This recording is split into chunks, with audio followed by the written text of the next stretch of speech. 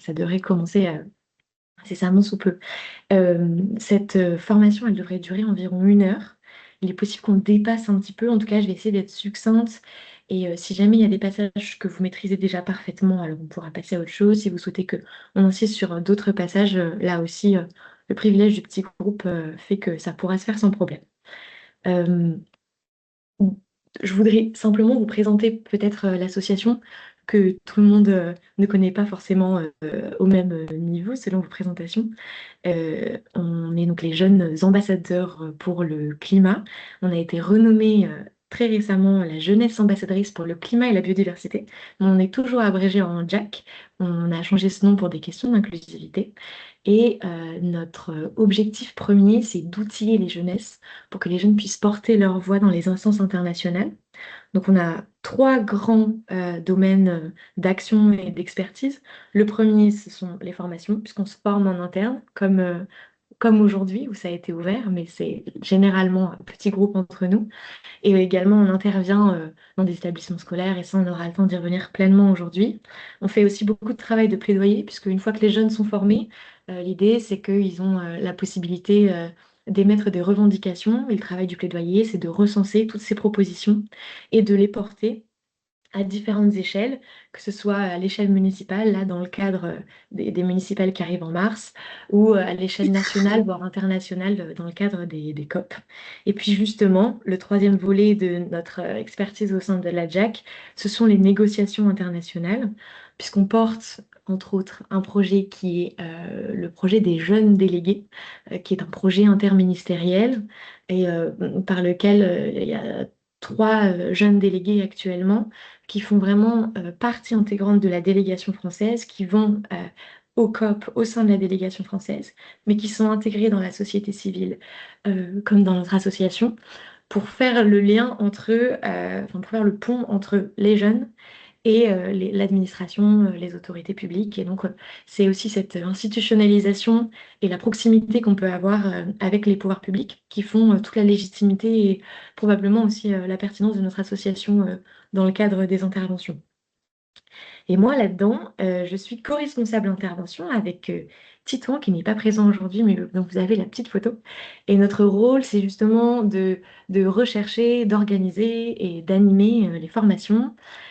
Donc pour ça, on travaille avec divers acteurs, que ce soit l'éducation nationale, les établissements scolaires, des collectivités territoriales. Je pense à un projet qu'on a mené avec la ville de Marseille l'année dernière, un projet qu'on va mener avec la ville de Bourg-en-Bresse en avril. On travaille aussi avec des associations qu'on peut former ou diverses structures. Et on a vraiment tout un panel de formations, de contenus, de formats, d'acteurs et de partenaires variés qui font que c'est vraiment c'est un projet très plaisant.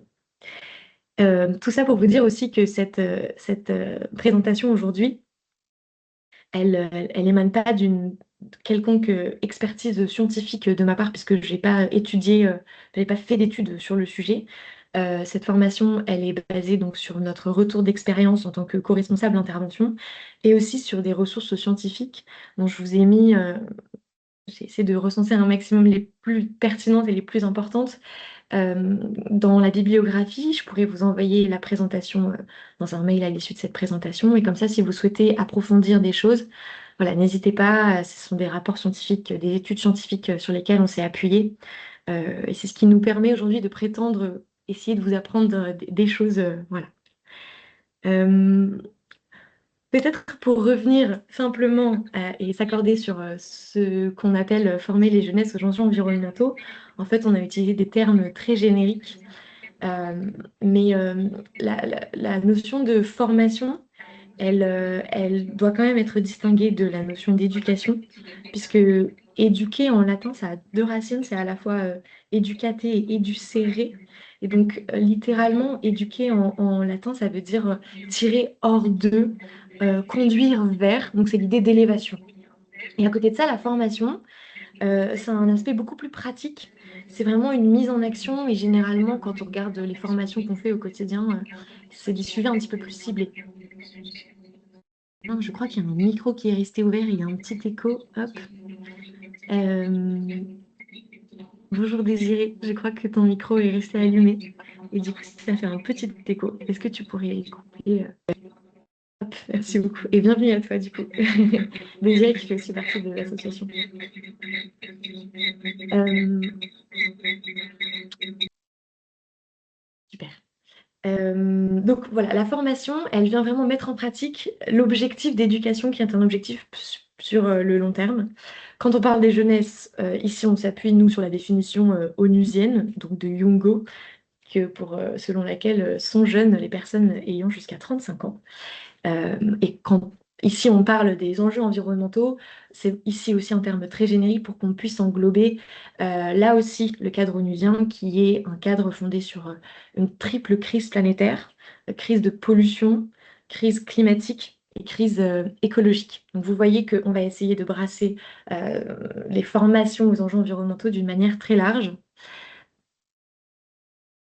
Et nous, dans l'association, c'est quelque chose qui nous intéresse tout particulièrement, puisqu'il y a un cadre onusien, vraiment l'éducation nationale, l'éducation à l'environnement, pardon, fait partie d'une gouvernance internationale pour laquelle les pays se sont mis d'accord dès 1977. Alors, je crois que mon PowerPoint dysfonctionne un petit peu, mais c'était une capture d'écran de la déclaration de Tipsili de Djilisi, pardon, que j'ai mal prononcé, qui date de 1977, qui avait été portée par l'UNESCO, et c'est une déclaration dans laquelle il y a plus de 190 pays qui déclarent qu'ils reconnaissent l'importance de l'éducation à l'environnement pour justement mieux protéger l'environnement. Donc vous voyez que dès 1977, à l'international, il y avait quand même une conscientisation de cette importance-là, et ça s'est concrétisé en 1992, là où tout est né à l'échelle internationale, à Rio de Janeiro,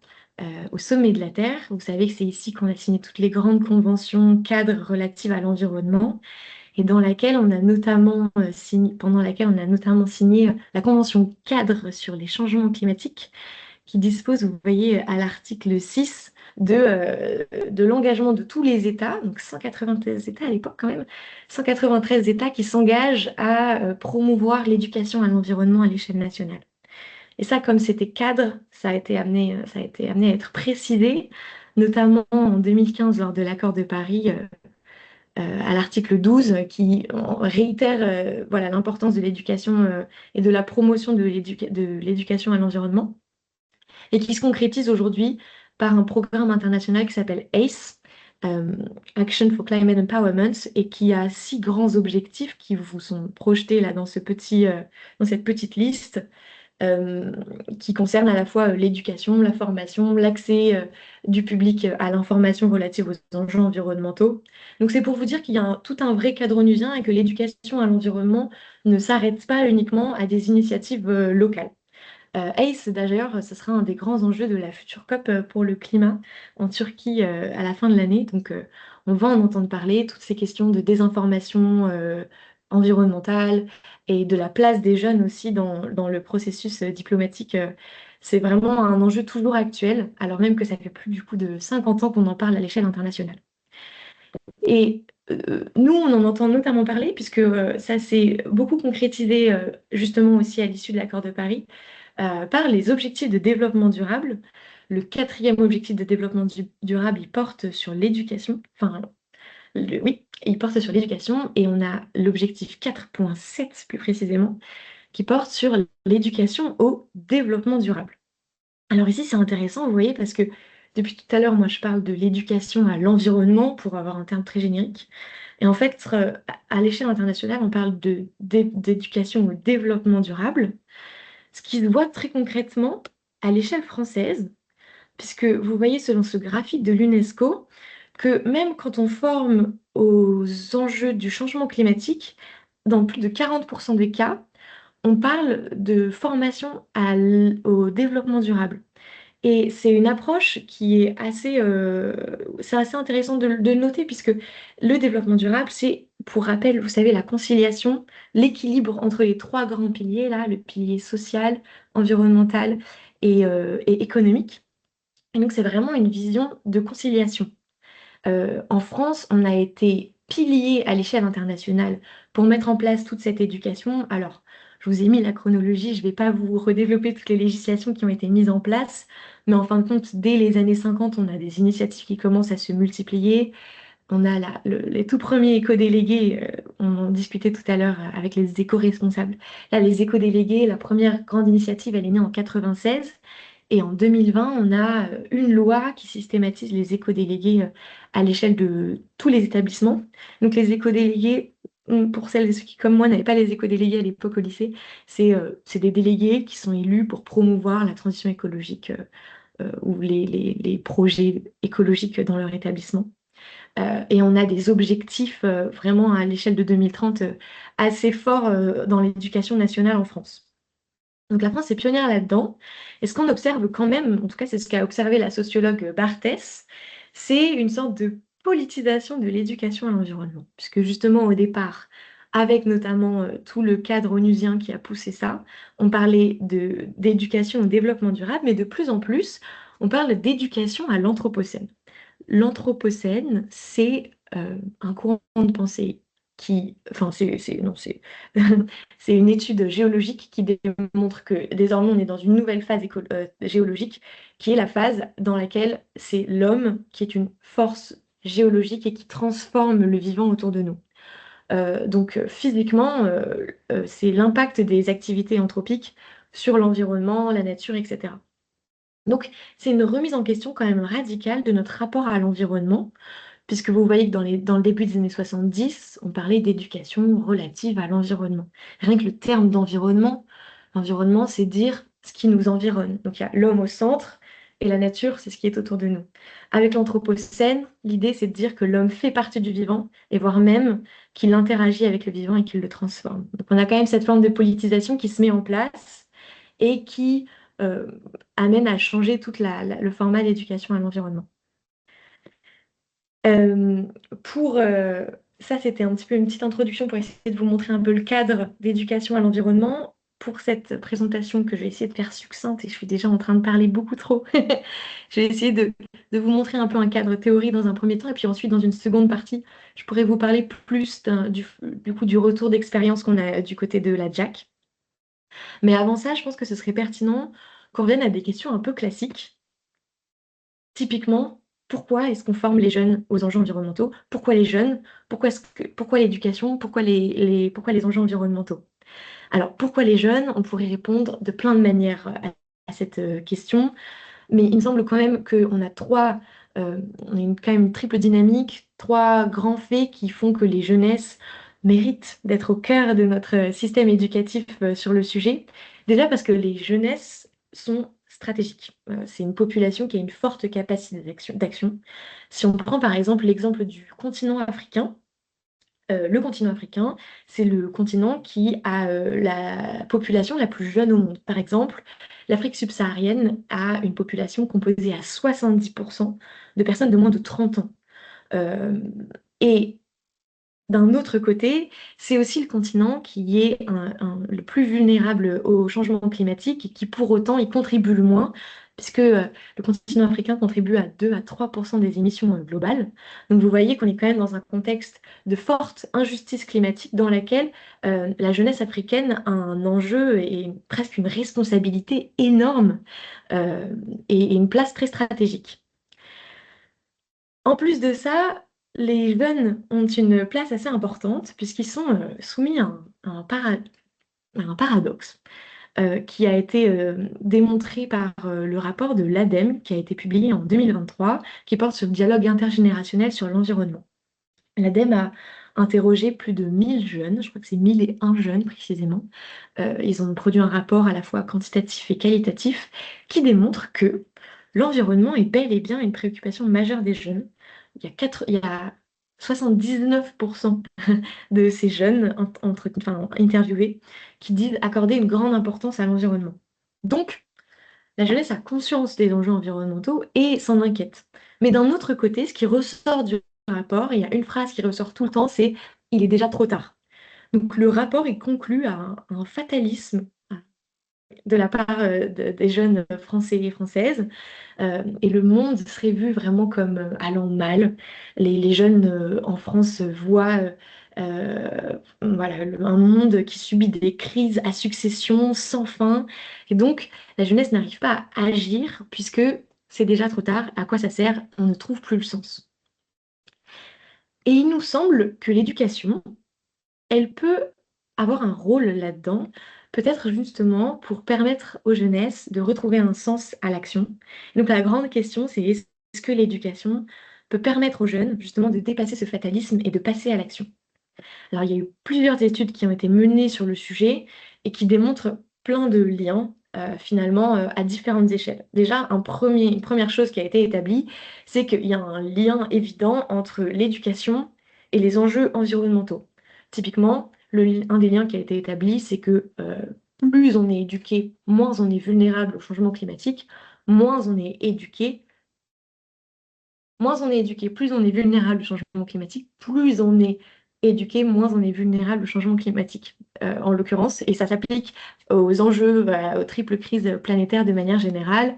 C'est un lien d'interdépendance qui se retrouve très bien dans le cas des femmes et de la scolarisation des femmes, puisque quand les femmes sont faiblement scolarisées, elles sont marginalisées, elles ont moins ce qu'on appellerait le choix de la planification familiale, puisqu'elles ont tendance à se marier plus tôt, à être exploitées au travail, à avoir des enfants. Et donc tout ça les met dans une question, dans des instabilités économiques, salariales, qui font qu'elles sont beaucoup plus susceptibles de subir les conditions climatiques ou les conditions météorologiques extrêmes.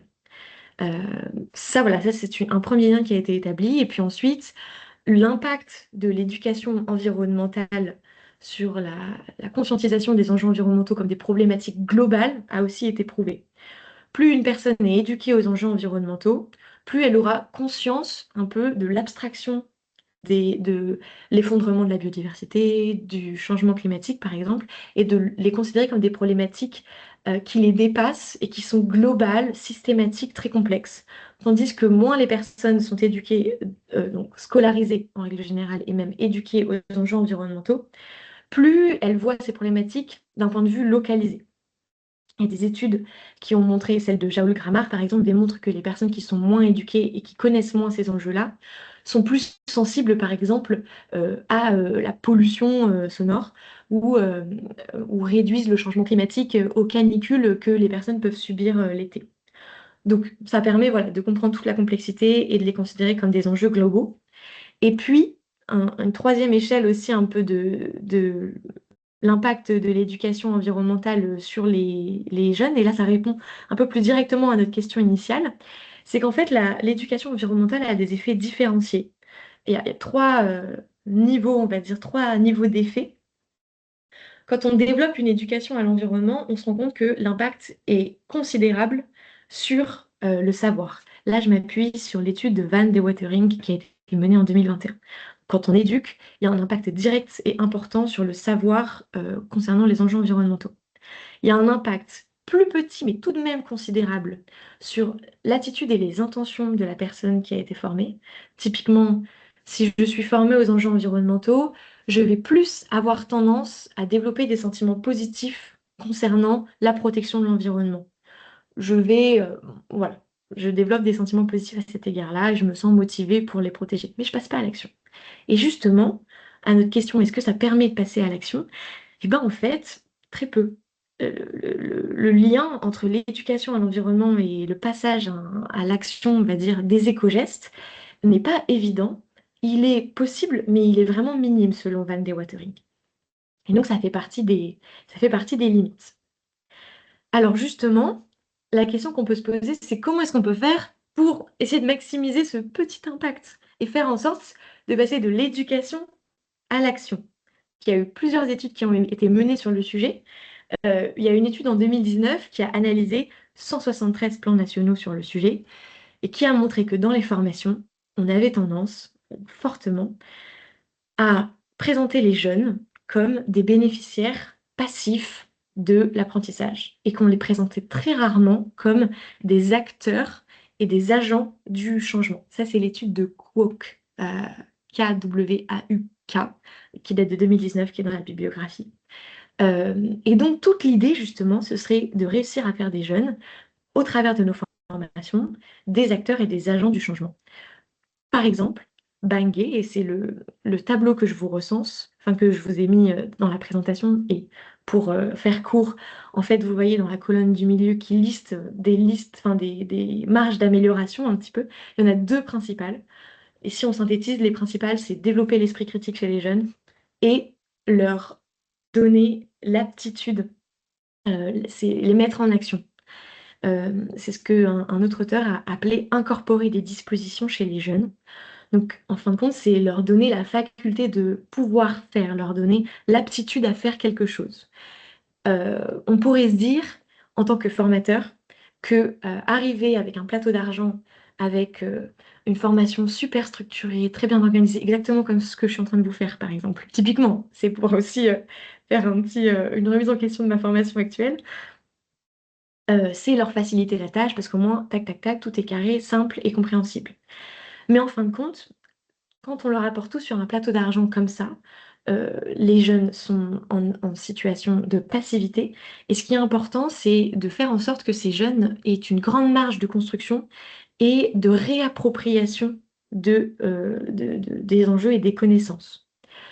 C'est ce qui a notamment été prouvé parce que quand on développe différents formats, en fin de compte, de classes, enfin, de formation aux enjeux environnementaux, typiquement, je sais pas moi, des classes de plein air, des classes en pleine nature, qu'on essaye de mettre en place des jeux, des enquêtes, et ben, les impacts sur euh, la mise en action des jeunes sont similaires en fait. Alors attention, je ne parle pas, par exemple, d'autres impacts. Évidemment que quand on fait classe en plein air, il a été prouvé que ça réduit l'anxiété chez les jeunes, que ça améliore leur rapport à l'environnement. Mais là, moi, je me concentre vraiment sur les impacts sur la mise en action des jeunes. En fait, euh, ce qui est commun à tous ces formats, euh, ce sont euh, le dialogue collectif et la mise en action des jeunes. Et c'est ça qui va vraiment faire une importance. Donc en fait, entre mettre les jeunes en groupe autour d'une table, les faire discuter, et puis développer des formats super sophistiqués, ben, finalement, les effets seront similaires. C'est l'étude de Van de Watering aussi qui l'expliquait. Et ce qui est intéressant aussi, c'est de se dire que pour le coup, les enjeux environnementaux, ils sont super opportuns pour développer ce genre de formation, puisque on a plein de scénarios prospectifs et d'incertitudes sur le futur. Et donc, c'est précisément en fait un terrain de jeu pour développer l'imaginaire des jeunes. Et enfin, développer l'imaginaire des jeunes, c'est précisément cette mise en action, cette réappropriation des enjeux. Euh, et donc, en fin de compte, ce qui est un peu au cœur de la formation, c'est de considérer les jeunes, encore une fois, et là je le répète, comme des acteurs et des vrais agents. Donc c'est reconnaître la place des jeunes et leur rôle qu'ils peuvent avoir dans ces enjeux climatiques. Euh, je vous donnerai tout à l'heure un exemple de formation qu'on mène au sein des JAC et qui semble parfaitement illustrer un peu, si vous voulez, cette étude de cas. Et c'est quelque chose qui peut paraître tout bête, mais finalement, quand on s'adresse aux jeunes, on s'adresse à des adolescents. Et le principe même de l'adolescence, c'est le rejet plus ou moins nuancé de l'autorité. Et donc, et encore une fois, c'est sur la même étude que je m'appuie, l'étude de la psychologue Van de Watery, qui explique que euh, dire aux jeunes quoi penser, ça ne prendra pas. Les jeunes ne souhaitent pas leur dire quoi penser, mais souhaitent penser par eux-mêmes. Et donc l'idée, c'est vraiment que les jeunes puissent développer leur propre pensée. Voilà, je me suis beaucoup attardée sur cette question-là, mais parce qu'il me semble que c'est justement le cœur de ce qu'on peut faire pour bien former les jeunesses aux enjeux environnementaux. Pour autant, quel cadre peut nous permettre de faire ça? Il me semble que l'école, en fait, là, a priori, l'école, c'est le lieu même pour développer toute cette formation à l'action. Et pour autant, il y a des études toutes récentes, même celle de 2025, qui démontrent que la crise écologique, elle est aussi corrélée à une crise de l'éducation et qui remet en question, en tout cas qui démontre les limites de l'école pour accueillir cette éducation à l'environnement, puisque je vous ai mis une citation pour les auteurs. La thématique contemporaine de la crise, elle est vraiment le symptôme, je vous lis tout bêtement, le symptôme d'une difficulté peut-être insoluble de notre temps à se représenter la forme et les modalités concrètes d'une éducation et d'un enseignement public, y compris universitaire, qui soit véritablement démocratique. En fait, la critique ici, elle est vraiment dans le terme démocratique, qui, selon les auteurs, revient à l'idée de s'affranchir de toute visée utilitariste, de toute une dimension d'efficacité politique et marchande. Alors, là, je précise que c'est une vision sociologique. Donc, évidemment, la crise de l'éducation, elle peut être vue de plein d'autres manières. C'est un des spectres et une des lectures qui peut être faite. En fait, cette vision utilitariste, très concrètement, et peut-être que vous pourrez nous en reparler, madame, vous qui êtes sur le terrain, je serais très preneuse de savoir ce que vous en pensez. Euh, elle naît dans ces rapports-là, par exemple, du constat de toutes les initiatives des équipes pédagogiques sur les enjeux environnementaux. Il y a énormément d'initiatives en lien précisément avec les éco-délégués qui sont localisées, qui sont portées par des équipes pédagogiques superbes, mais qui ne sont pas assez soutenues pour des questions de ressources humaines, pédagogiques. Et il y a eu beaucoup de rapports qui interrogeaient des professeurs de ces équipes pédagogiques et dans lesquels les profs se plaignaient justement ils constataient que le soutien à ces initiatives de formation environnementale n'avait lieu que dans le cas où ça pouvait valoriser l'établissement, que dans le cas où ça pouvait apporter une belle communication, une belle réputation à l'établissement. Et donc, en fin de compte, évidemment, il y a une priorisation des projets et c'est toute cette vision utilitariste qui est critiquée par les auteurs sociologues ici. Je ne sais pas si, madame, c'est quelque chose que vous constatez ou pas, cette vision un petit peu utilitariste de l'éducation environnementale dans votre établissement. Alors, c'est à moi. Attendez une seconde, je remets. Oui, je ne me vois pas, mais c'est pas grave. Oui, effectivement, on le sent vraiment bien comme ça.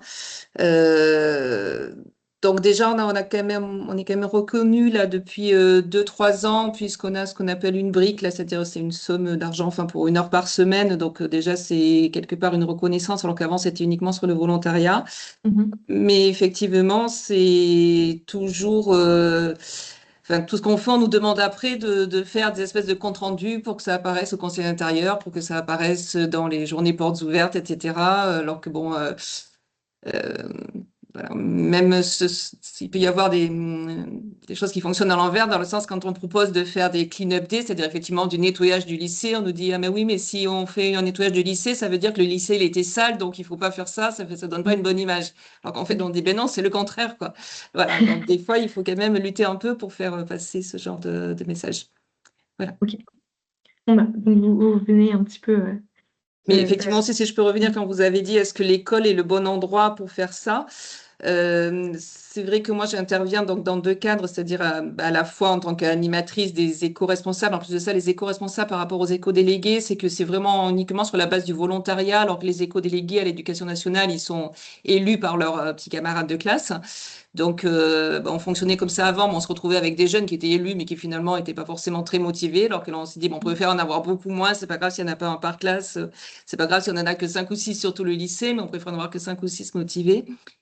Et donc, quand on fait des trucs avec eux, ben, ça marche très bien. Par contre, j'interviens aussi, donc je suis prof aussi en BTS, ou enfin, en BTS agroalimentaire, où maintenant on a des cours sur la RSE, responsabilité sociale de l'entreprise, où là, ben, on nous demande de faire des fraises du climat, des choses comme ça. Et là, le fait de faire ça dans le cadre d'un cours, où on fait ça en tant que prof vis-à-vis des élèves, ben, je trouve que ça marche vraiment pas bien. Enfin, les élèves prennent ça, voilà, comme un cours. Enfin, donc, moi, je suis en train de remettre en cause en disant, bah, je préfère peut-être pas le faire dans les cours et dire aux élèves, ben voilà, si vous voulez faire ça, venez le faire dans le club des éco-responsables. Parce que du moment que c'est le... Ou bien alors je dis, ben, à la limite, si vous voulez faire la fraise du climat, il faut que ce soit un intervenant extérieur du lycée qui vienne le faire. Parce que même si on s'entend bien avec nos élèves, le fait que ce soit leur prof qui le fasse, ça passe pas du tout de la même façon. Voilà. Ouais. C'est exactement ce que je m'apprêtais à dire par la suite. Donc, merci, vous me faites vous allez totalement corroborer avec, avec le reste de la formation. J'espère que ça va pas trop être redondant du coup pour vous. Mais effectivement, ce que les auteurs disent en plus de ça, c'est que l'école, elle a du mal à s'affranchir d'une conception assez traditionnelle euh, de l'éducation. Alors, pour des choses très pragmatiques qui peuvent totalement s'entendre, mais très concrètement, ce sont des notions d'espace et de temps avec voilà, tout un programme éducatif très développé et structuré et organisé, des classes qui ont du mal à ne plus retrouver, vous savez, la forme, tous les élèves alignés et un prof au bout de la table. Et à part des initiatives très localisées, on n'observe pas vraiment une restructuration globale et profonde de l'école qui paraît très difficile. et pourtant un petit peu inexorable, puisque les enjeux environnementaux, et c'est ce qu'on disait avant, demanderaient justement de revoir le format pour un format beaucoup plus actif et subversif finalement. Donc sachant que la réforme globale de l'école euh, semble quasiment difficile. En fin de compte, on observe beaucoup plus une multiplication des initiatives ponctuelles localisées et des dispositifs annexes, notamment de l'intervention d'associations. Et c'est ce que vous nous disiez tout à l'heure, que vous préfériez retrouver, peut-être faire appel à des acteurs externes. C'est le cas des associations, mais on va là aussi voir que l'intervention des associations, elle est aussi limitée puisqu'elle retrouve exactement les mêmes dynamiques qu'à l'école finalement. Les associations, on peut dire qu'elles interviennent dans une dynamique d'éducation populaire qui s'entend, et c'est écrit sur le diaporama, comme un projet de démocratisation de l'enseignement qui vient ici pour compléter l'enseignement scolaire. Donc l'idée n'est pas du tout de se substituer aux professeurs, mais précisément de venir compléter, puisque les associations étant par essence des structures militantes, au sens où elles portent des projets politiques, euh, eh ben, on peut apporter des nouvelles thématiques, des nouveaux formats, vraiment subversif au sens de renverser un petit peu le schéma, ou en tout cas d'apporter des nouveaux sujets. Je pense à des expertises que nous, on peut avoir, ou des thématiques que nous, on peut connaître, et que les professeurs n'auraient pas forcément le temps de développer, ou aussi juste également une expertise sur le sujet. Donc on vient venir compléter ce cadre-là. Je vais reprendre là les travaux de Angot qui ont été faits en 2015, où toute l'idée en fin de compte de l'éducation populaire, c'est de rendre la culture au peuple et le peuple à la culture. Donc ça, c'est un peu le dicton de l'éducation populaire. Ça regroupe donc plein de définitions, mais il y a quand même des points communs qu'on retrouve à tous les projets d'éducation populaire, c'est qu'on retrouve systématiquement l'idée de l'émancipation des individus, l'idée de l'enrichissement culturel et le collectif. Donc, les associations, quand elles interviennent en tant un peu que porteurs d'un projet d'éducation populaire, il y a vraiment cette idée de construction en collectif qui paraît très pertinent dans le cadre de la formation des enjeux environnementaux et qui paraît d'autant plus pertinent en France puisque, je ne sais pas si vous vous rappelez, mais en 2013, avec le rapport PISA, la France avait été sacrée championne des inégalités scolaires. Et donc ici, les associations peuvent vraiment intervenir comme des tiers éducatifs pour venir essayer de compenser des inégalités que l'école pourrait exacerber. Et d'ailleurs, l'apport des associations a été démontré. Alors là, pour le coup, c'est une enquête qui date un petit peu, elle date de 2008, mais il y a eu quand même un lien qui avait été établi entre l'intervention d'associations d'éducation populaire et l'amélioration de la confiance en soi chez les élèves, les relations des élèves à l'apprentissage aussi. Comme vous le disiez, madame, là, nous, on est des jeunes qui intervenons auprès de jeunes, et donc il y a tout un nouveau rapport de peut-être un peu plus plaisant aussi de représentation et on voit peut-être plus l'autre comme un modèle dans lequel on se projette beaucoup plus. On se retrouve en tout cas et on s'identifie beaucoup plus au travers des formateurs jeunes. Et aussi, la troisième chose, c'est une ouverture culturelle, puisqu'encore une fois, on apporte de nouveaux projets. Et je vais essayer d'accélérer parce que je vous parle beaucoup trop. Mais voilà, in fine, ce que je voulais quand même vous dire, et c'est ce que j'ai commencé à dire tout à l'heure, c'est que là aussi, l'apport des associations est limité puisqu'on retrouve les mêmes problématiques structurelles et systémiques que à l'école, puisque les projets associatifs sont des projets qui sont soutenus par l'État. Et là aussi, encore une fois, c'est un spectre particulier que je prends, c'est le spectre de la sociologie, mais on pourrait probablement faire d'autres lectures des limites des projets associatifs. En fait, Angot, donc ce sont deux doctorants qui ont écrit cette étude, ce qu'ils montrent tous les deux, c'est que les associations sont soutenues par un double projet politique. Donc, l'État français met en place deux moyens de soutenir les associations. Un premier qui est l'accompagnement associatif euh, adapté et vraiment individualisé à la particularité de chaque association pour l'amener à autonomiser, à s'autonomiser. C'est des accompagnements qui intègrent vraiment la spécificité de chaque territoire, du public visé par les associations, etc., etc. Et cetera.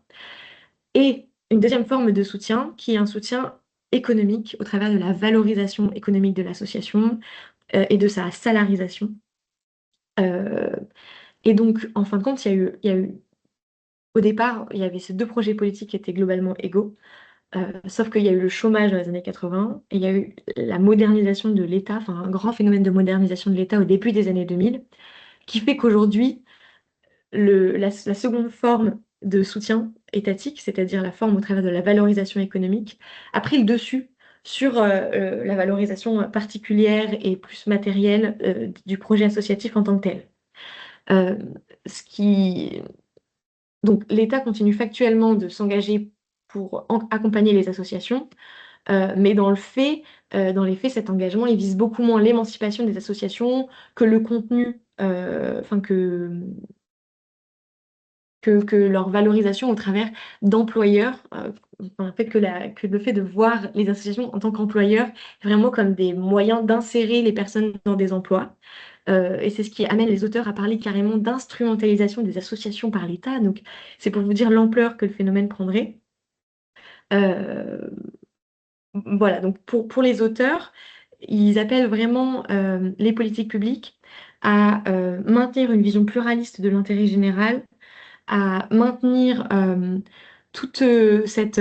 cet engagement citoyen, voire même parfois à soutenir l'engagement contestataire des associations pour remettre en question et critiquer également les politiques publiques, ce qui est quelque chose de très pertinent même sur le long terme. Là où finalement, en gros, pour conclure, le commun entre l'école et les associations, c'est qu'on est soumis aux mêmes dynamiques et à la même critique utilitariste, puisque les associations subissent aussi, enfin, sont également dans des dynamiques de développement des appels à projets et en fin de compte jouent le jeu du marché du travail. Et donc sont aussi ancrés dans cette vision utilitariste. Euh, je vais essayer de faire très vite pour cette partie sur la Jack, pour quand même avoir un petit moment d'échange avec vous. Donc, je vous le disais au départ, on intervient euh, notamment au sein des établissements scolaires. Euh, on forme globalement tous les jeunes, mais principalement les personnes allant du collège jusqu'aux études supérieures. Euh, on forme à toute une diversité d'enjeux, à la fois sur l'introduction au changement climatique, aux négociations internationales, mais aussi en apportant à certaines reprises vraiment une expertise en plus pour venir compléter déjà des domaines bien connus de la part du public, sous plein de formats. Ça peut être des formats un peu PowerPoint comme je vous fais aujourd'hui, ou des formats beaucoup plus élaborés, justement pour mettre en action les jeunesses. Euh, et donc concrètement, comment est-ce que se passent les interventions chez les JAC? Soit on contacte les structures dans lesquelles on va intervenir, soit les structures nous contactent. Et ce qui est intéressant, c'est qu'à chaque fois, chaque intervention est vraiment remodelée, puisqu'il n'y a jamais les mêmes attentes, jamais le même public. On n'a jamais copié-collé l'intervention en tant que telle. À chaque fois, on l'adapte en fonction des besoins et des spécificités de chaque intervention. Et puis après avoir bien établi voilà, les attentes et les besoins de chaque structure, nous en interne ensuite avec Titouan, on diffuse l'intervention, la date, le format, le sujet qui est demandé, et puis on recrute les bénévoles en fonction. Et ensuite, chaque bénévole bénéficie d'une formation d'environ 1 heure où on s'assure que toutes les attentes sont bien comprises et que les thématiques également sont bien maîtrisées.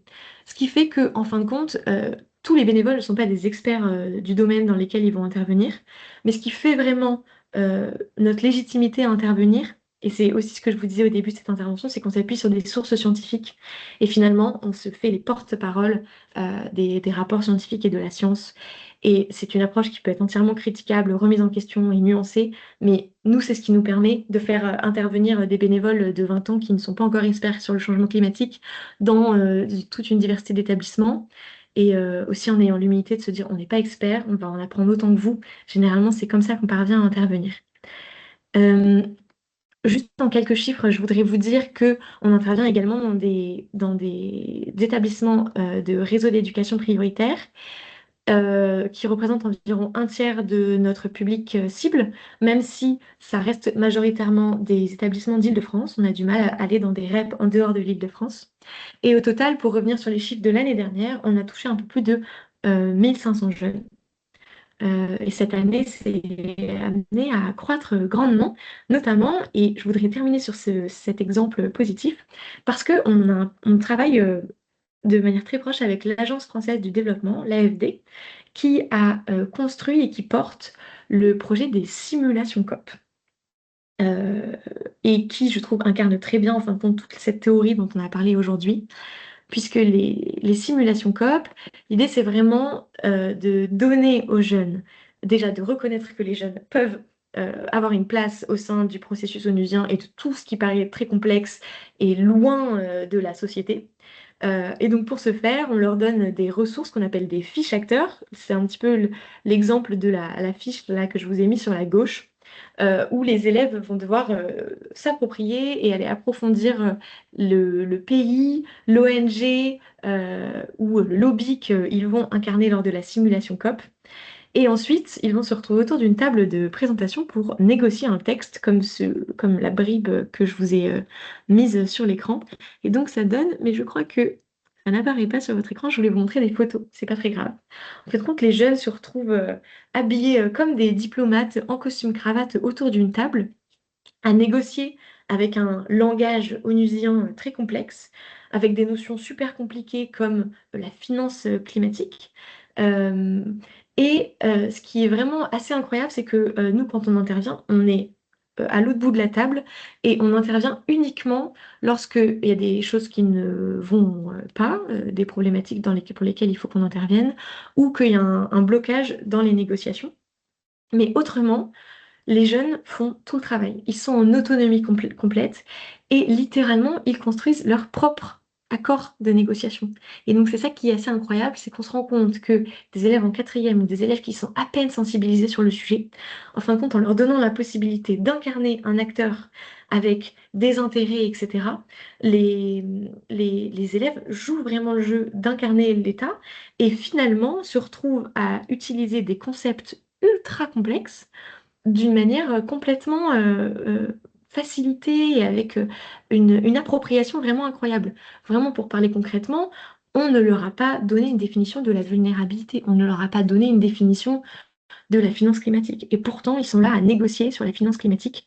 Et donc, ok, ils n'auront pas une définition parfaite, etc. Mais dans leur tête, ils auront beaucoup plus intégré tous les enjeux et la complexité de ce que ça représente. Et donc, le mantra un peu des simulations COP, c'est l'éducation à la complexité. Et on se rend compte qu'en leur donnant les outils et en leur disant vraiment, vous êtes capable de négocier comme des vrais diplomates, eh ben, ça joue vachement le jeu. Et en plus de ça, on a le plaisir, même pour les personnes qui ont été un petit peu en retrait pendant la simulation COP, de voir que justement tout le monde a apprécié ce moment en collectif et au moins on a mis une petite graine dans l'état d'esprit de ces jeunes. Je pourrais vous en reparler encore plus en détail si vous voulez, parce que les simulations COP, c'est vraiment un format pédagogique incroyable que l'AFD a développé. Et c'est pour ça d'ailleurs que nous, les JAC aussi, ça nous a pas mal permis de nous exporter sur tout le territoire, parce que finalement, quand on a testé, on se rend compte à quel point c'est super pour les jeunes. Et je termine juste en vous faisant une petite pub. Actuellement, on a sélectionné avec Titouan 4 grands projets d'intervention pour lesquels on recherche du monde. Ça vous permet aussi de voir qu'on intervient aussi bien à Paris qu'à Moulins dans le Bourbonnais, en plein milieu de l'Auvergne, perdu, que dans la banlieue parisienne, avec différents formats, des simulations COP, des formats à la biodiversité. Donc, si jamais vous êtes intéressé, je pourrais vous remettre ces 4 interventions dans le mail que je vais vous envoyer à la suite. Et puis, on recherche des bénévoles. Donc, si jamais ça vous intéresse, voilà, n'hésitez pas. J'ai énormément accéléré sur cette fin de formation, mais je m'en excuse. Mais l'idée, c'est précisément que si vous souhaitez qu'on approfondisse des petits points ou apporter aussi des choses pour compléter cette formation, on puisse en discuter maintenant. Je ne sais pas si de votre côté, vous avez des questions ou des remarques à apporter. Ça a été très vite. euh, et c'est le format d'1 heure. Peut-être que j'aurais dû y consacrer 2 heures quasiment. Je, voilà, on peut consacrer ce petit temps à un temps d'échange si vous le souhaitez.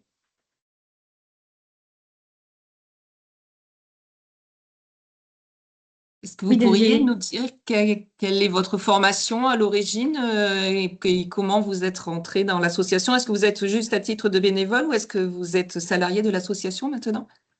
Non, l'association, elle tourne uniquement avec des bénévoles. Et donc moi, à l'origine, j'ai une formation en juridique. J'ai fait du droit du changement climatique, mais euh, et c'est le cas de la majorité des bénévoles de l'association. On est euh, une petite trentaine à intervenir généralement. Et puis, il y a très peu de personnes qui ont des formations. En fait, personne n'a de formation, par exemple, en pédagogie ou en formation en tant que telle.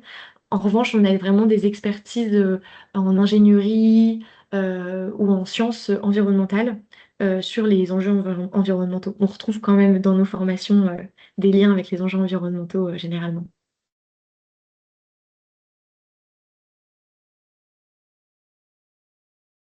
Et Désiré, tu as une question? Oui, j'ai une question.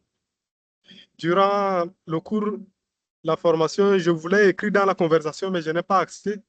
C'est sorti que je ne participe pas à la conversation, donc je n'ai pas pu écrire.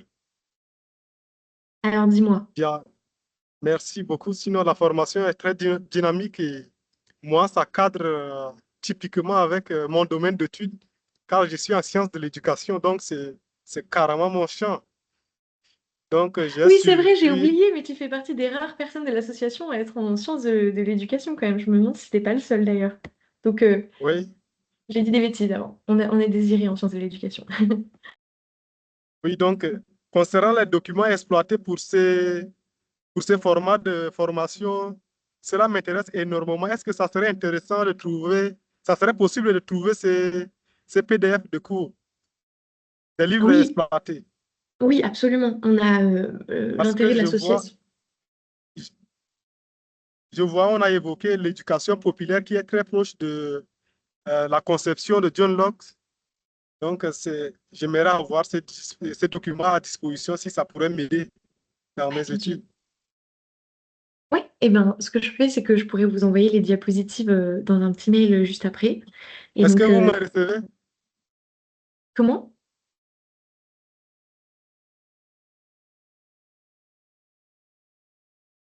Est-ce Pardon, que vous Désiré, est-ce que tu peux... m'entendez? Oui, oui, on t'entend bien. Ouais, ouais.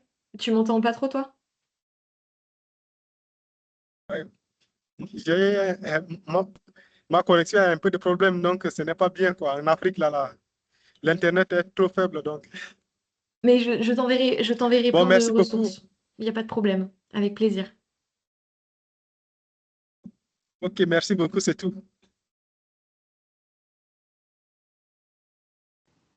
J'avais une petite question aussi pour être sûre d'avoir bien compris.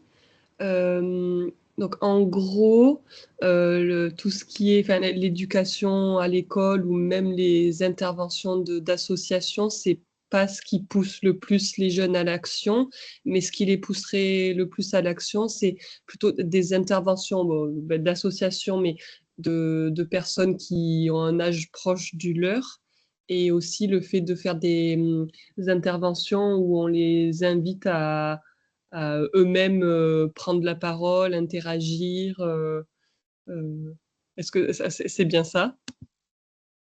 Oui, en fait, je pense qu'il n'y a pas une réponse clé à cette question, qu'il y a plein de petites choses qui peuvent faire en sorte de pousser les jeunes à l'action, ou en tout cas de transformer la connaissance en action.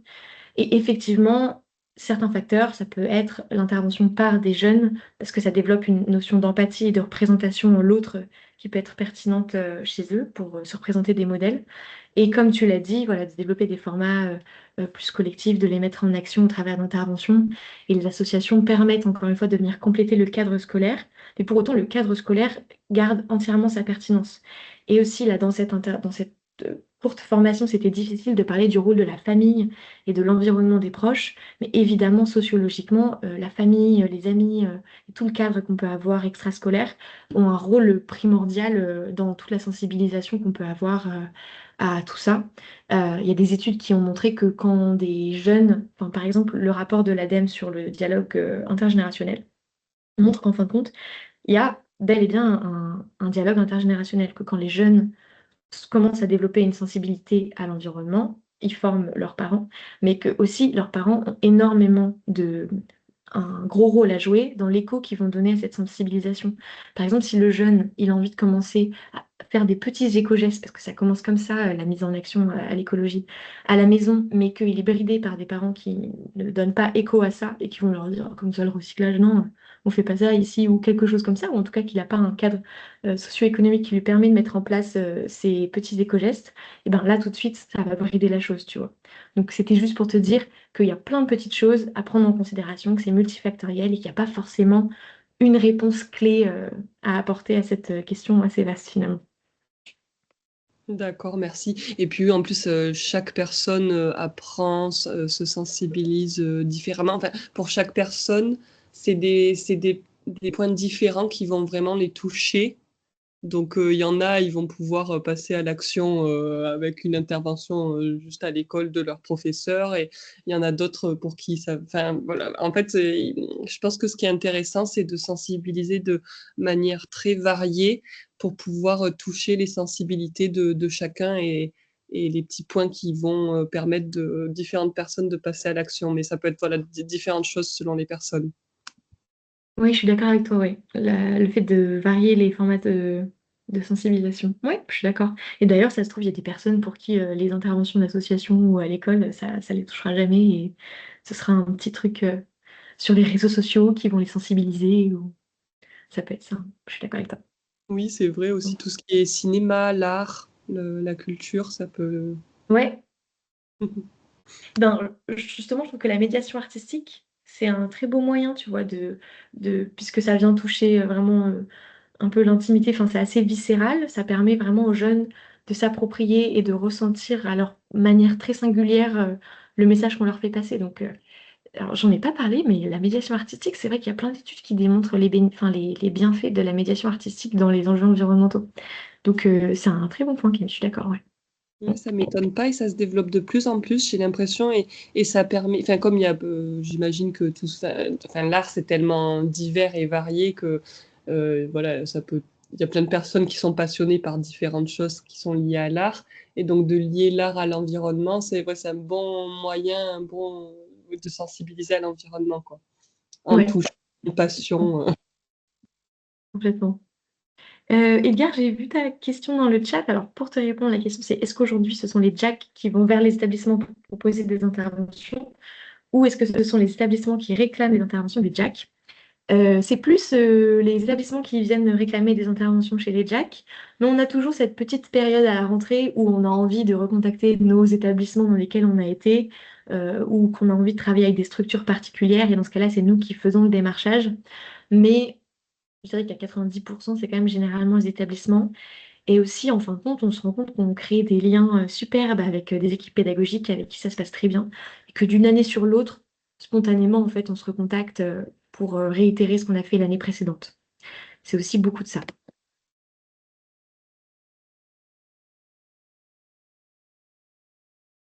Hop, pardon Claire, je crois que vous êtes... le micro est coupé. Voilà. Super. Donc, d'après ce que je comprends, pour l'instant, vous êtes plutôt implanté en région parisienne ou bien est-ce qu'il y a des antennes de la JAC partout en France? On est sur tout le territoire national. Je dirais que 50% de nos membres, un petit peu moins de 50% de nos membres sont en Île-de-France et qu'on parvient plus à mobiliser en Île-de-France de ce fait. Euh, Après, on n'a pas des antennes particulières localisées partout en France, mais par exemple, moi je suis à Lyon. On est deux, trois à Lyon, on a une personne à Marseille, on a des personnes un peu partout comme ça en France. Mais c'est vrai que notre cœur d'activité vraiment reste à Paris, un petit peu malgré nous, finalement. Voilà, donc, ce que Voilà. je voulais dire, c'est que pour l'instant, donc, c'est pas une association euh, pour laquelle j'aurais pu conseiller, moi, justement, à mes élèves et co-responsables, leur dire, ben voilà, vous pouvez aller dans ce genre d'association pour devenir bénévole. Pour l'instant, c'est encore un peu prématuré. Enfin, c'est peut-être vers là qu'il faut que je les oriente.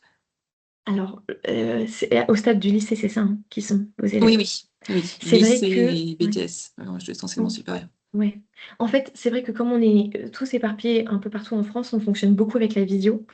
Et malheureusement, quand on a envie d'un premier engagement associatif, on a plus envie du terrain. Et OK. nous, c'est pas le cas. Donc c'est aussi pour ça qu'on est majoritairement en études supérieures, parce que le format de la visio se prête bien à notre rythme de vie.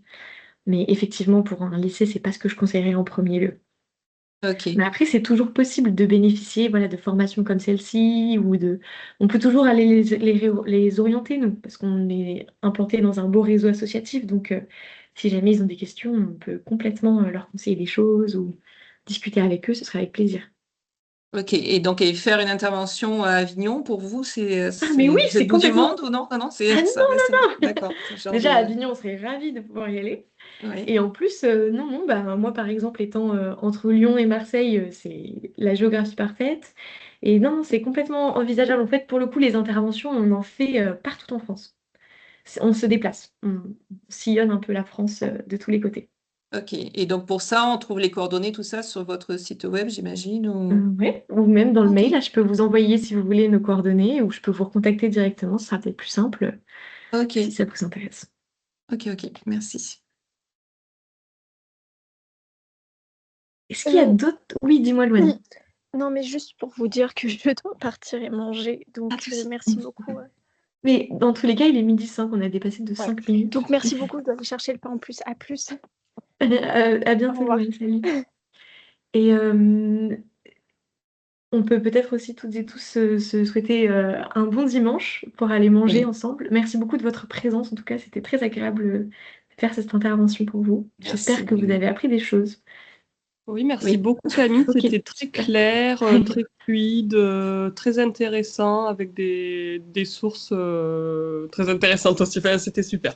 Super. Merci beaucoup. Eh bien, Oui. écoutez, je vous renvoie un petit mail avec les informations et puis on peut se dire à une prochaine fois, alors j'espère. Ok. Merci Avec beaucoup. plaisir. Bon Bonne continuation. dimanche. Au Bonne revoir, journée, Hello. bon week-end. Merci Merci. Au beaucoup. revoir. Merci beaucoup. J'ai beaucoup aimé.